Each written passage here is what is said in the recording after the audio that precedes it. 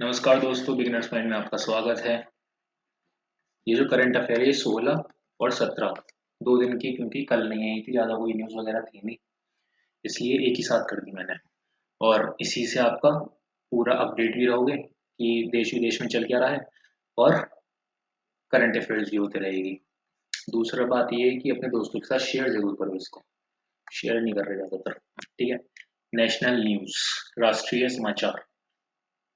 सरकार ने कानूनों का उल्लंघन करने पर सेंटर फॉर पॉलिसी रिसर्च का विदेशी अंशदान विनियमन अधिनियम (FCRA) पंजीकरण प्रमाण पत्र रद्द कर दिया है। यह है हमारा गृह मंत्रालय। सरकार ने सरकार ने कानून का उल्लंघन करने पर सेंटर फॉर पॉलिसी रिसर्च का विदेशी अंशदान विनियमन अधिनियम (FCRA) पंजीकरण प्रमाण पत्र रद्द कर दिया है। गृह मंत्रालय ने कहा कि centre for policy research (CPR) ने विदेशी अनुदान को विकास परियोजनाओं के खिलाफ कानूनी लड़ाई और विरोध प्रदर्शन के लिए गैर FCRA संस्था में भेज दिया है। इसमें कहा गया है कि CPR ने विदेशी योगदान का दुरुपयोग किया है और FCRA 2010 का उल्लंघन करते हुए भारत के आर्थिक हितों को प्रभावित करने के लिए विदेशी धन का इस्तेमाल किया है। अब आ जाते हैं, प्रधानमंत्री नरेंद्र मोदी ने केरल के कोच्चि में 3 प्रमुख बुनियादी ढांचा परियोजनाएं राष्ट्र को समर्पित की हैं। प्रधानमंत्री नरेंद्र मोदी ने कहा कि पिछले 9 वर्षों में सरकार के विभिन्न प्रयासों और कल्याणकारी उपायों से 25 करोड़ लोगों को गरीबी से बाहर लाने में मदद मिली है। उन्होंने कहा कि यह सरकारी नीतियों और योजनाओं की दक्षता को दिखाता है और यह साबित करता है कि यह सही राह पर है। इसके बाद आ जाते हैं, एनसीसी कैडेट उत्कृष्टता हासिल करने और राष्ट्र निर्माण में योगदान देने के लिए युवाओं के आदर्श हैं। रक्षा सचिव गिरिधर अरमाने ने ये बात कही है। रक्षा सचिव गिरिधर अरमाने ने कहा है कि राष्ट्रीय कैडेट कोर (एनसीसी) कैडेट उत्कृष्टता हासिल करने और राष्ट्र निर्माण में योगदान देने के लिए युवाओं के आदर्श हैं। वे आज दिल्ली कैंट में एनसीसी गणतंत्र दिवस शिविर में कैडेटों को संबोधित कर रहे थे। उन्होंने इस बात पर जोर दिया है कि एनसीसी युवाओं को ऊर्जावान बनाता है और उन्हें बेहतर नागरिक बनाने के लिए प्रशिक्षित करता है। उन्होंने कहा कि एनसीसी की विस्तार का उद्देश्य देश भर में अधिक से अधिक युवाओं को सैन्य संगठनों में शामिल होने और इसके लाभों के लिए प्रेरित करना है। रियर एडमिरल शांतनु झा ने पूर्वी नौसेना कमान मुख्यालय में संचालन मामलों के चीफ स्टाफ ऑफिसर का पदभार संभाल लिया है। रियर एडमिरल शांतनु झा ने पूर्वी नौसेना कमान मुख्यालय में संचालन मामलों के चीफ स्टाफ ऑफिसर का पदभार संभाल लिया है। उन्हें नौसेना पदक से सम्मानित किया जा चुका है। इससे पहले वे नौसेना मुख्यालय में कमांडर के पद पर कार्यरत थे। भारत सरकार की स्मार्ट सिटी मिशन से देश के कई शहर बने स्मार्ट। भारत सरकार द्वारा 25 जून 2015 को शुरू की गई स्मार्ट सिटी मिशन योजना से आज भारत के कई शहर स्मार्ट सिटी श्रेणी में आ चुके हैं। यह मिशन, जिसे प्रधानमंत्री नरेंद्र मोदी ने लॉन्च किया था, इसका उद्देश्य भारत के ऐसे शहरों को बढ़ावा देना है जो बेहतर बुनियादी सुविधाएं उपलब्ध करा सके और शहर में रह रहे नागरिकों के जीवन को आसान बनाते हुए सभ्य जीवन का निर्माण करे। स्मार्ट सिटी योजना से शहर के हर क्षेत्र को का समानता के साथ विकास कर उसे नई एवं आधुनिक सुविधाओं से जोड़ा जा रहा है। स्मार्ट सिटी के अंतर्गत आने वाले शहरों को इंटरनेट कनेक्टिविटी, सुगम परिवहन व्यवस्था, अच्छा बुनियादी ढांचा के साथ सुरक्षा कानून व्यवस्था भी उपलब्ध कराई गई है। विज्ञान और प्रौद्योगिकी क्षेत्र में बढ़ता निजी निवेश उद्योग और व्यापक अनुसंधान के लिए उत्साहजनक संकेत है। केंद्रीय विज्ञान और प्रौद्योगिकी राज्य मंत्री डॉक्टर जितेंद्र सिंह ने ये बात कही है।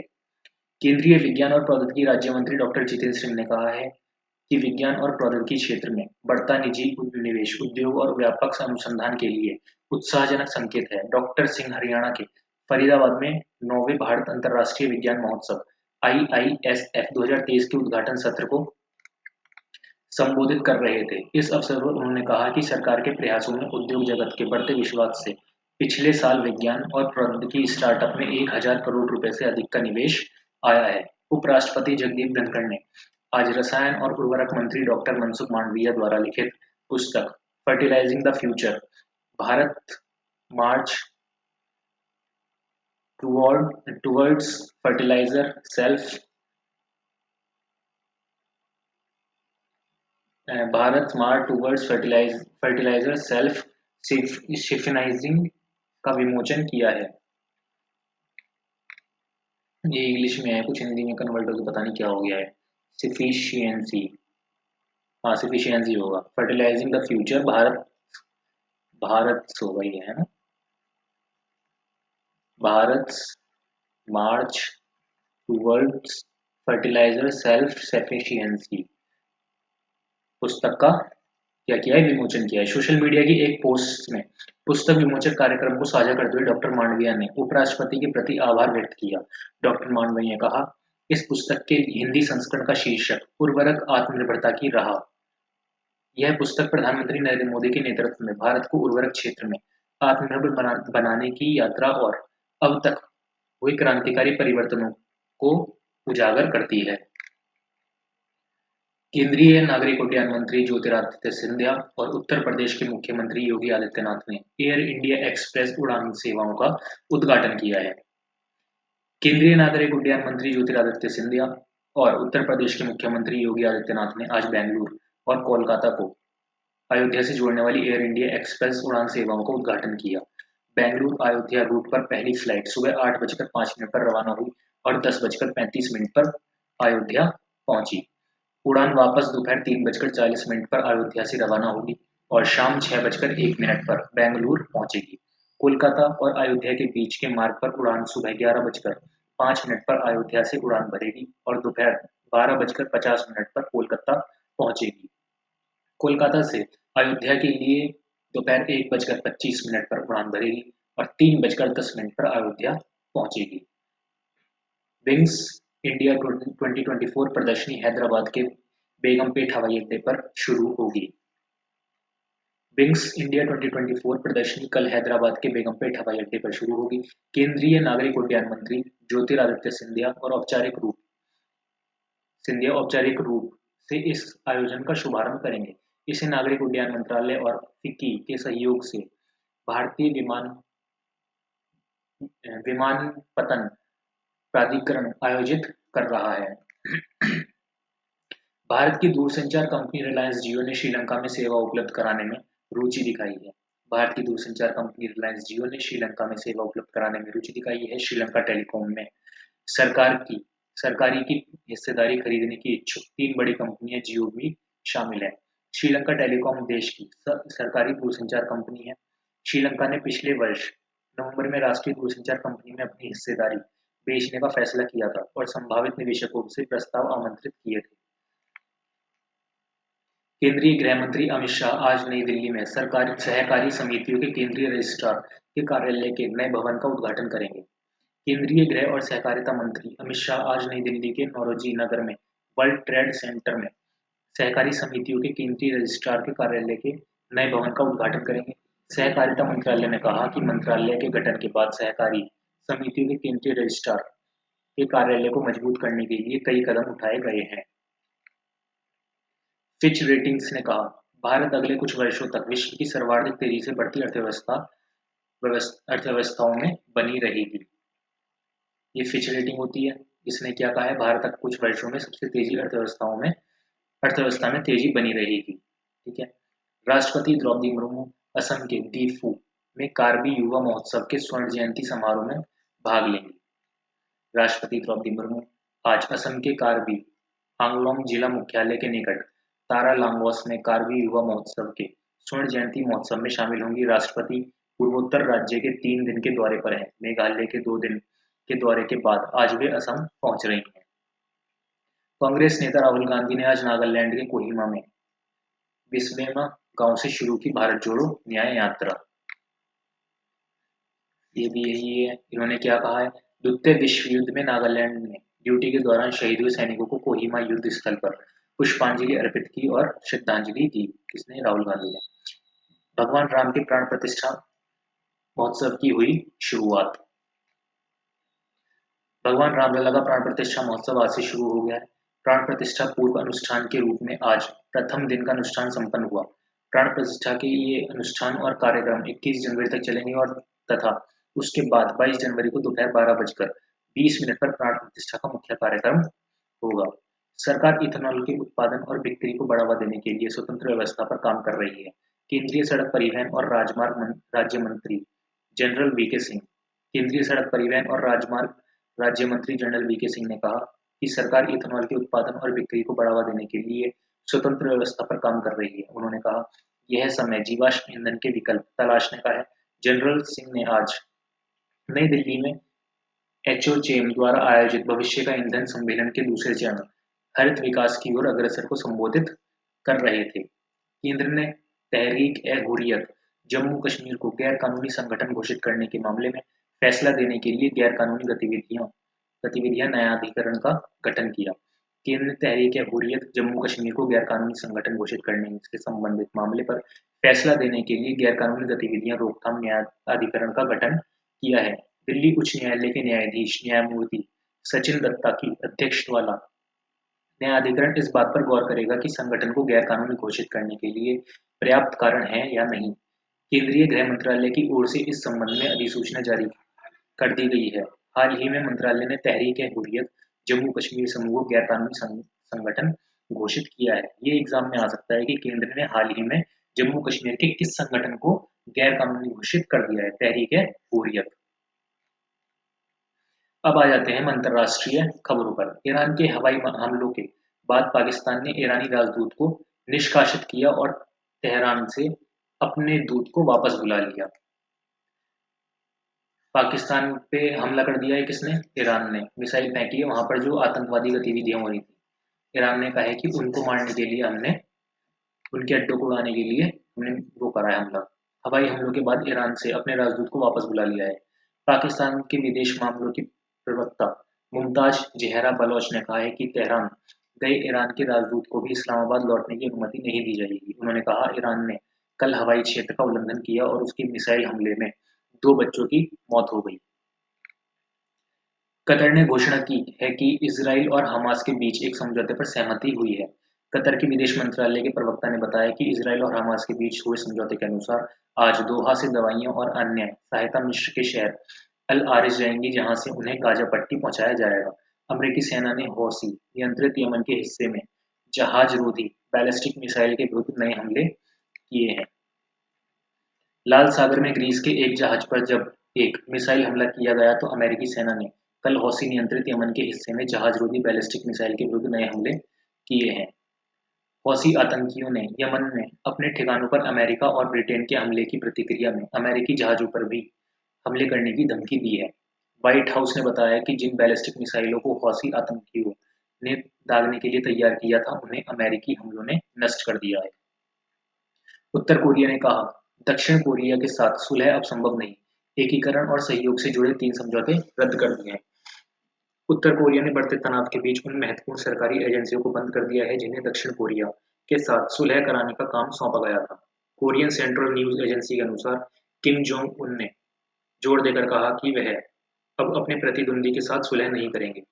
किम जोंग ने क्षेत्र में तनाव बढ़ाने के लिए दक्षिण कोरिया और अमेरिका का जिम्मेदार ठहराया।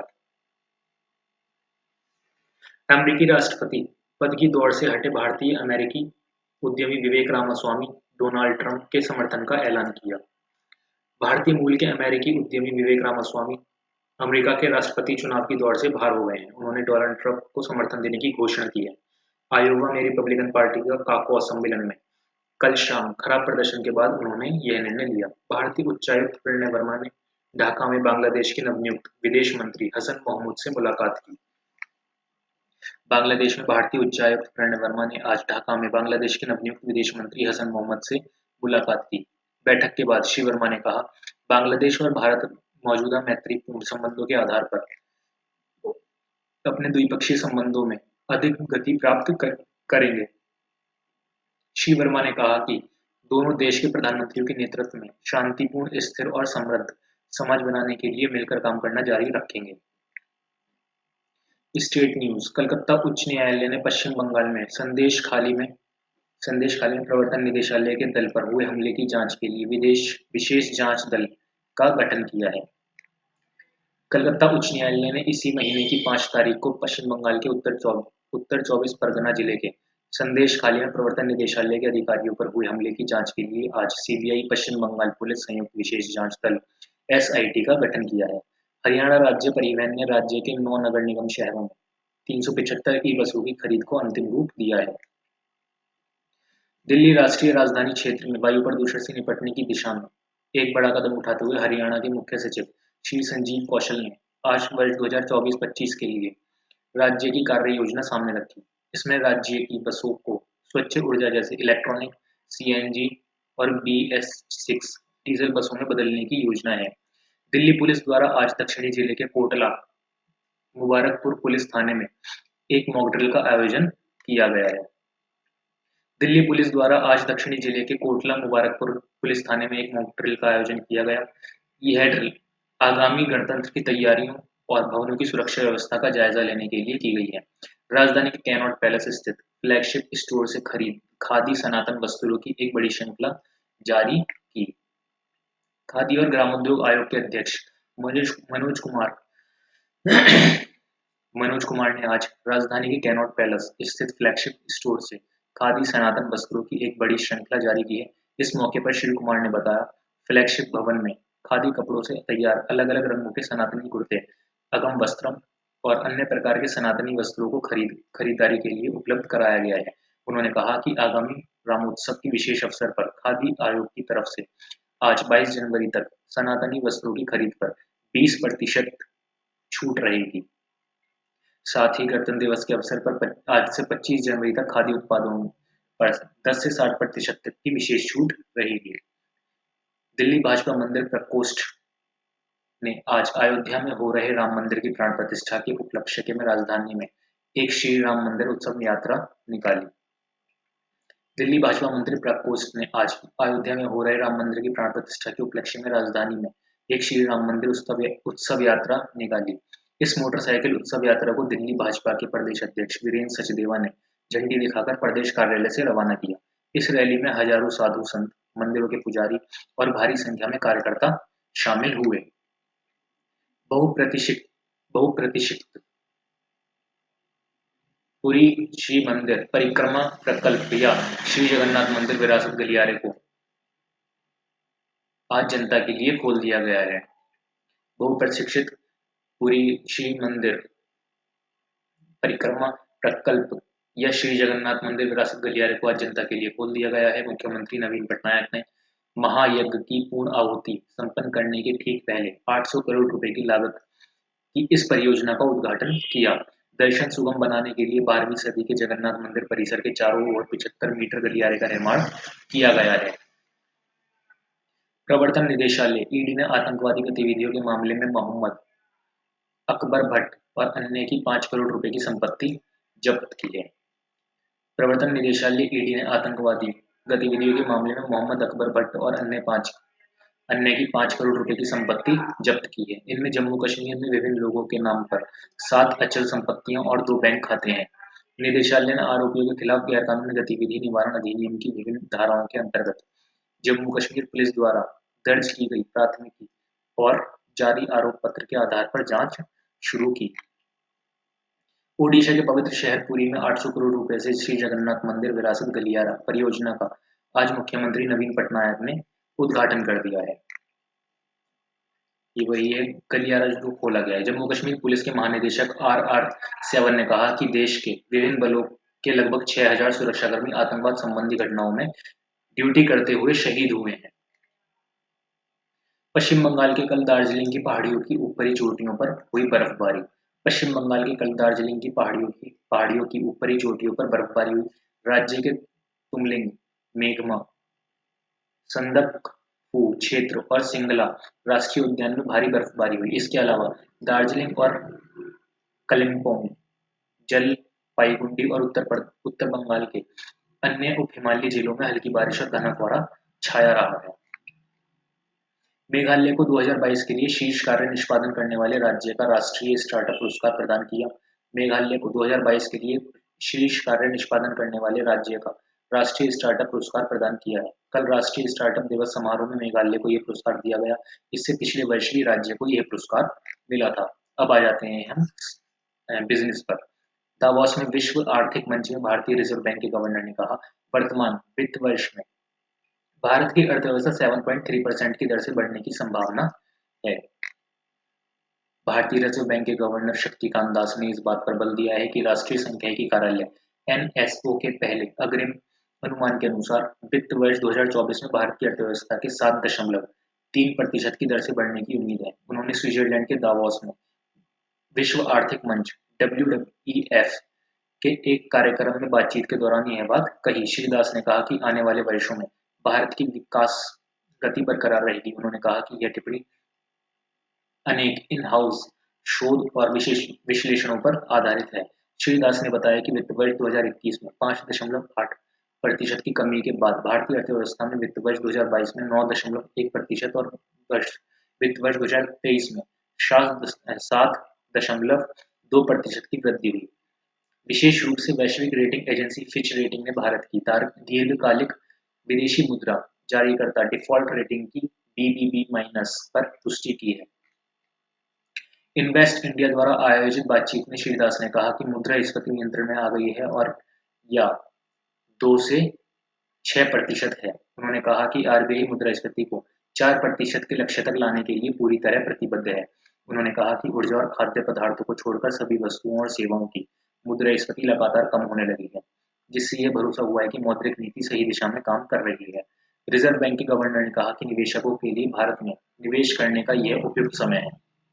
उन्होंने कहा कि रुपए को वैश्विक बनाने की दिशा में भारत के प्रयासों का उद्देश्य डॉलर की जगह लेना नहीं है।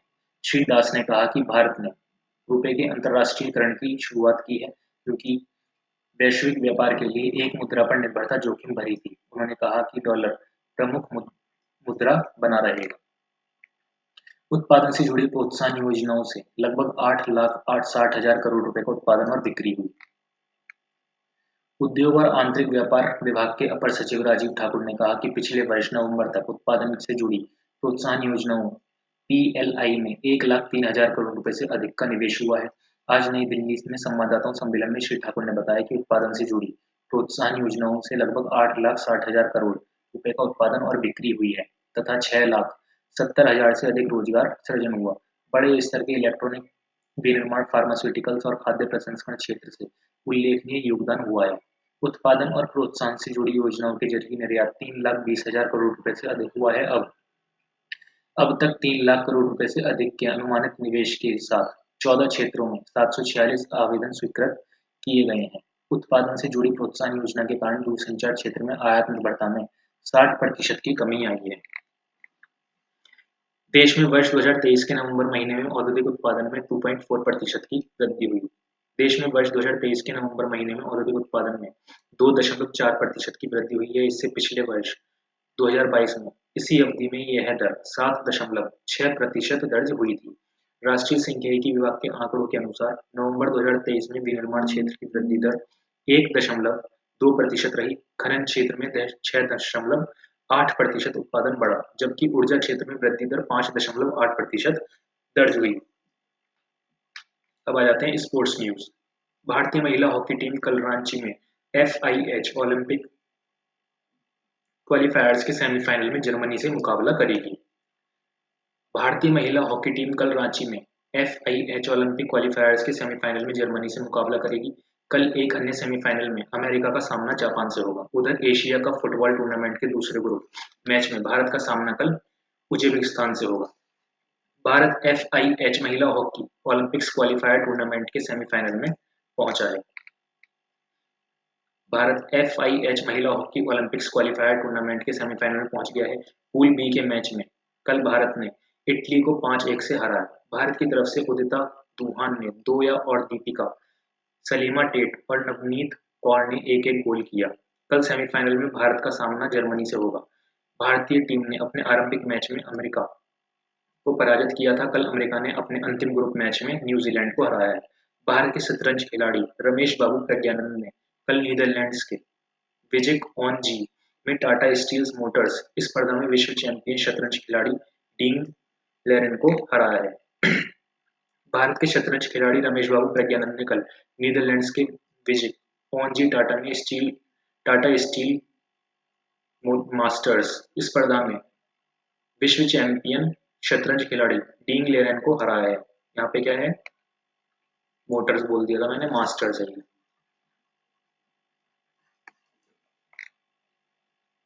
इस जीत से प्रज्ञानंद विश्वनाथ आनंद के बाद मौजूदा चैंपियन को हराने वाले भारत के दूसरे खिलाड़ी बन गए हैं। वे लाइव रेटिंग के मामले में विश्वनाथ नाथन आनंद को पीछे छोड़ते हुए शतरंज में भारत के नंबर 1 के खिलाड़ी बन गए हैं। क्रिकेट, बेंगलुरु में अंतिम T20 अंतर्राष्ट्रीय मैच में भारत का मुकाबला अफगानिस्तान से होगा। भारत और अफगानिस्तान के बीच T20 क्रिकेट को 3 मैचों की श्रृंखला का तीसरा और अंतिम मैच आज बेंगलुरु के KM चिन्नास्वामी स्टेडियम में खेला जाएगा। यह मैच शाम 7 बजे से खेला जाएगा। भारत ने इस मैच में 2-0 की अजेय बढ़त बना चुका है। इंदौर में हुए दूसरे मैच में भारत ने अफगानिस्तान को 6 विकेट से, जबकि मोहाली में पहले मैच में 6 विकेट से हराया था। ठीक है, इसी के साथ हो जाते हैं आज के समाचार या करंट अफेयर समाप्त। मिलेंगे कल।